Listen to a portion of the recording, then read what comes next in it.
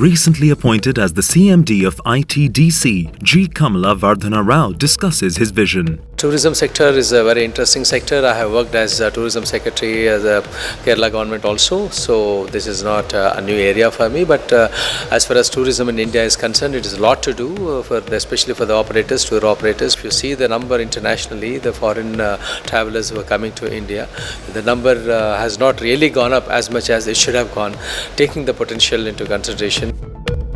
Air India adds 6 flights a week between Chandigarh and Dharamshala.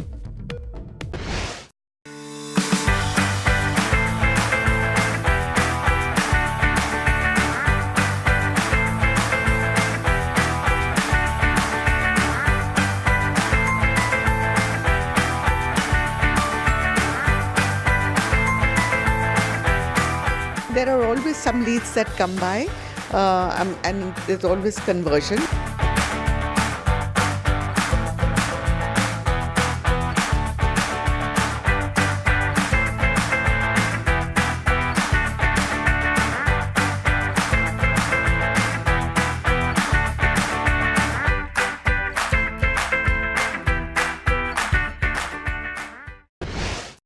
The National Tourism Organization of Serbia hosted a workshop in New Delhi.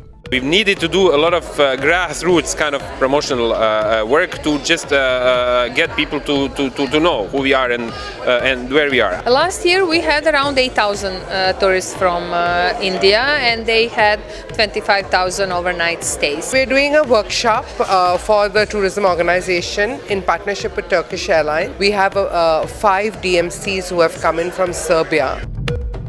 WelcomHeritage opens new property in Rajasthan, WH Inderpura Resort.